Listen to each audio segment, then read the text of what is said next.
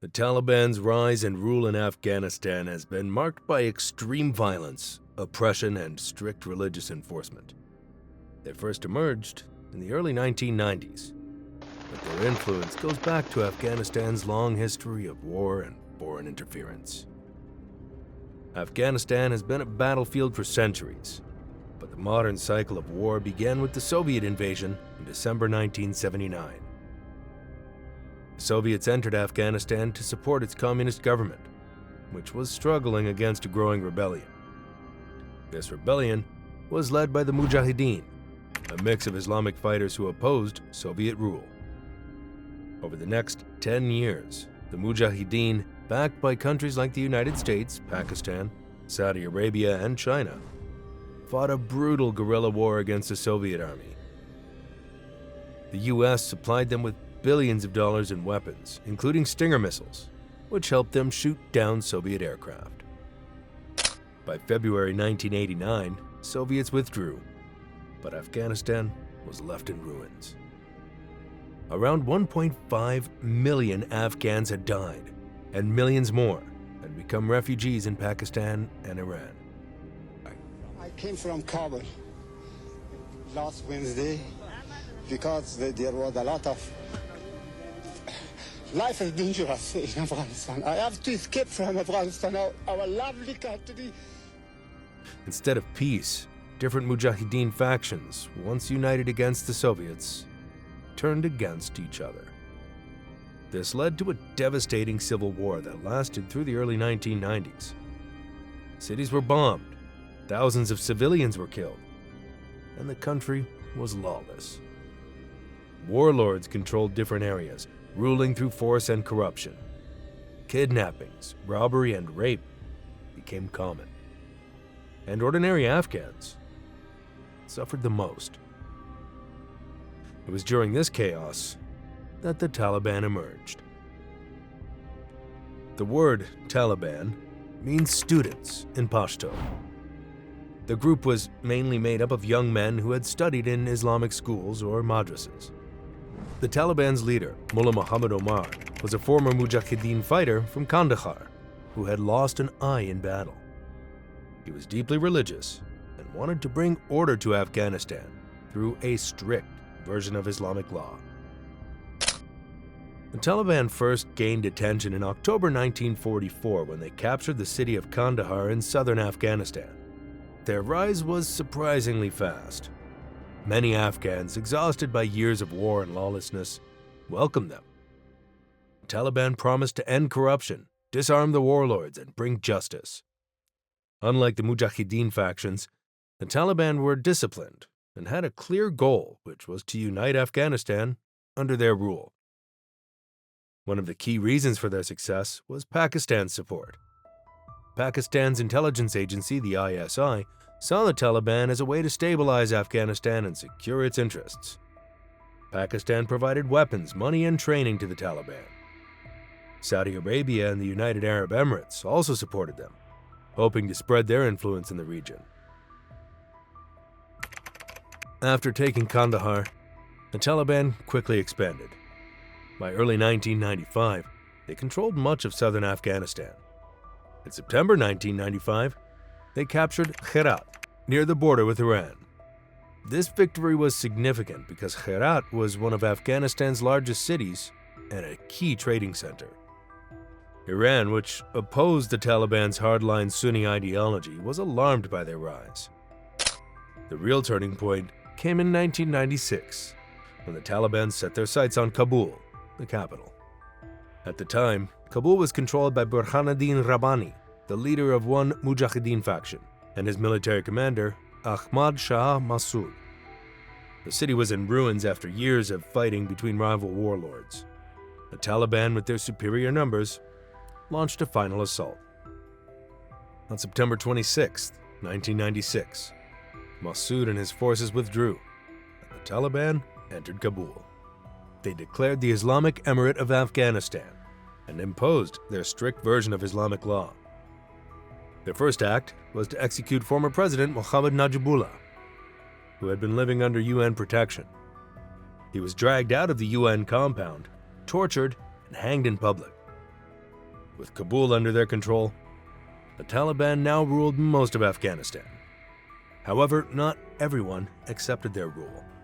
Ahmad Shah Massoud and his allies retreated to northern Afghanistan, where they formed the Northern Alliance, a resistance group that would continue to fight the Taliban for years. By the end of 1996, the Taliban had taken over 3/4 of Afghanistan. Their rule was brutal, but for many Afghans, it was still preferable to the chaos of the previous years. The world took notice, but few countries were willing to intervene. Afghanistan once again was under the control of a new regime, one that would soon become infamous worldwide. After taking control, they wasted no time in enforcing their extreme version of Sharia law. Their leader, Mullah Muhammad Omar, declared himself the Emir al-Mu'minin, or Commander of the Faithful, and ruled with absolute authority. Afghanistan became the Islamic Emirate of Afghanistan, a state where the Taliban's harsh interpretation of Islamic law was applied with brutal force. One of the most devastating aspects of Taliban rule was the complete erasure of women's rights. Women were banned from attending school beyond primary education, working outside the home, or even leaving their houses. They were not allowed to speak loudly in public, as the Taliban believed men should not hear a woman's voice. Wearing colorful clothing or makeup was considered inappropriate, and women were forced to wear burqas, which covered their entire bodies, including their faces. Those caught violating these rules were beaten with whips or sticks by the Taliban's morality police, known as the Ministry for the Promotion of Virtue and Prevention of Vice. Even hospitals were segregated. Female doctors were banned from working, and male doctors were not allowed to treat female patients. This left thousands of women with no access to medical care, leading to unnecessary deaths from childbirth complications and illnesses. The Taliban's justice system was swift and brutal. Courts handed out extreme punishments, often without proper trials. People accused of adultery were stoned to death. Victims were buried up to their chests and pelted with rocks until they died. Public executions took place in stadiums where thousands were forced to watch. One of the most infamous sites of these punishments was Kabul's Ghazi Stadium, where every Friday after prayers, executions and floggings were carried out. People accused of crimes, often without any real evidence, were shot, hanged, or beaten to death in front of crowds. The Taliban also banned almost every form of entertainment and self-expression. Football stadiums were used for executions instead of sports. Kite flying, a beloved Afghan pastime, was banned because it was seen as a distraction. Men were required to grow long beards, and those who shaved or trimmed them were punished. They also had to wear traditional clothing. Even children were affected. Girls were banned from school, and boys were only allowed to attend religious schools. One of the Taliban's most shocking actions was the destruction of the Buddhas of Bamiyan in March 2001. These two giant statues, carved into cliffs in central Afghanistan, had stood for over 1,500 years. They were some of the world's most important Buddhist relics, dating back to the 6th century when Afghanistan was a center of Buddhist culture. But the Taliban saw them as idolatrous. Despite international pleas, including from UNESCO, the United Nations, and even Muslim-majority countries like Iran and Saudi Arabia, the Taliban blew up the statues with dynamite and artillery. It took weeks to destroy them completely. During their rule, the Taliban formed a close alliance with Osama bin Laden and his terrorist network, Al-Qaeda. Bin Laden had fought with the Mujahideen during the Soviet-Afghan War and later became a key supporter of global jihad. In 1996, after being expelled from Sudan, bin Laden moved to Afghanistan and was given sanctuary by the Taliban. In return, bin Laden provided funding, weapons, and foreign fighters to support the Taliban's rule. Under Taliban protection, Al-Qaeda set up terrorist training camps across Afghanistan. These camps trained thousands of militants from different countries, including those who would later carry out attacks against the US and other nations. On July 7, 1998, Al-Qaeda bombed 2 US embassies in Kenya and Tanzania, killing 224 people and injuring over 4,500. The US responded with missile strikes on Al-Qaeda bases in Afghanistan, but the Taliban refused to hand over bin Laden. This defiance would set the stage for an even bigger attack. Today we've had a national tragedy. 2 airplanes have crashed into the World Trade Center in an apparent terrorist attack on our country. On the morning of September 11, 2001, the world watched in horror as 4 hijacked planes turned into deadly weapons. 19 terrorists, all from Al-Qaeda, led by Osama bin Laden, carried out the deadliest attack on American soil in history.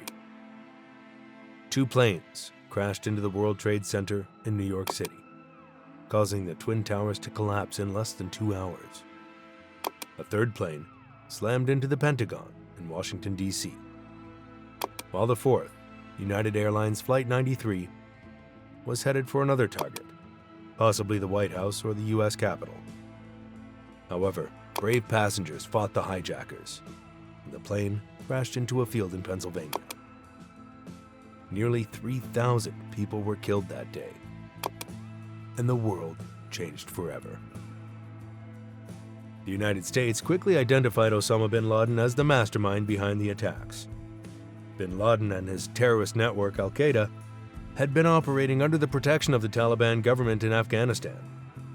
U.S. President George W. Bush gave the Taliban an ultimatum: hand over bin Laden and shut down Al-Qaeda's operations, or face military action. We will not be ready to give Osama bin Laden without any proof. The Taliban, led by Mullah Muhammad Omar, refused. They demanded proof of bin Laden's involvement and insisted that they would not hand him over to the U.S. Instead, they offered to put him on trial in Afghanistan, an offer the U.S. rejected outright. With diplomacy failing, the United States prepared for war. On October 7, 2001, the U.S. and its allies launched Operation Enduring Freedom, a military campaign aimed at toppling the Taliban and destroying Al-Qaeda's bases in Afghanistan. American and British warplanes bombed key Taliban strongholds, including Kabul, Kandahar, and Jalalabad. The airstrikes targeted military sites, training camps, and Taliban command centers. At the same time, U.S. Special Forces and CIA operatives worked alongside the Northern Alliance, a group of Afghan fighters who had been resisting Taliban rule for years. The Taliban, unprepared for modern warfare, collapsed much faster than expected. By November 13, 2001, Kabul had fallen. Taliban fighters abandoned the city without much resistance. In the following weeks, the U.S. and its Afghan allies captured city after city. Herat fell on November 12. Kandahar, the Taliban's birthplace, fell on December 7. And by December 9th, the Taliban had lost their last major stronghold in Tora Bora, a mountainous region near the Pakistan border. Mullah Omar and his top commanders fled into hiding, while many Taliban fighters escaped into Pakistan's tribal areas. As the Taliban's rule crumbled, the U.S. and NATO forces worked with Afghan leaders to establish a new government. In December 2001, world leaders gathered in Bonn, Germany for a conference to decide Afghanistan's future. The result was the Bonn Agreement, which created an interim Afghan government led by Hamid Karzai, a former anti-Taliban resistance leader. The U.S. and its allies believed they had won the war. The Taliban were gone, a new government was in place, and Afghanistan was no longer a safe haven for Al-Qaeda. But it was not over yet. When the US and NATO were focused on rebuilding Afghanistan by training the Afghan National Army, supporting democratic elections, and working on infrastructure projects, the Taliban were rebuilding their network, using Pakistan's tribal regions as a safe haven.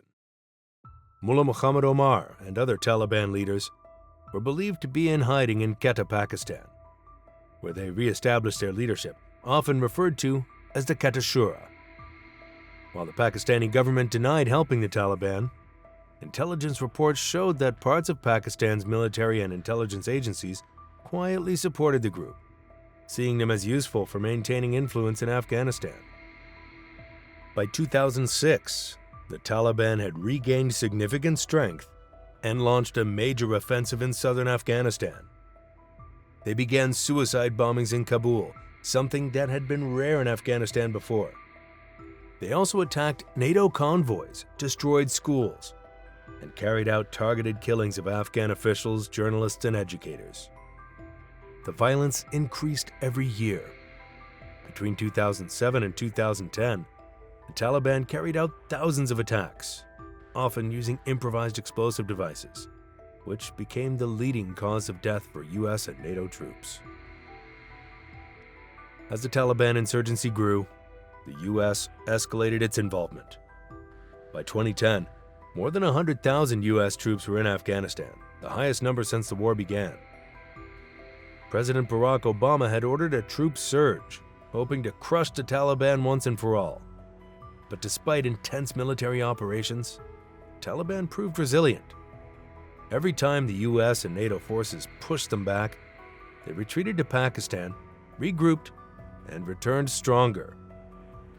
The Afghan army, despite years of training, struggled to hold territory without US support. The war dragged on for years, becoming America's longest war. By 2018, the conflict had cost the US over $2 trillion and claimed more than 240,000 lives, including over 70,000 Afghan civilians. Thousands of American and NATO soldiers had been killed, and even more had been wounded. The war had no clear end in sight. The Taliban, despite suffering heavy losses, continued their attacks. They gained control over rural areas, expanding their influence and taxing local populations to fund their operations. The Afghan government, plagued by corruption and inefficiency, struggled to maintain control outside major cities. By 2018, after 17 years of fighting, the US began looking for a way out.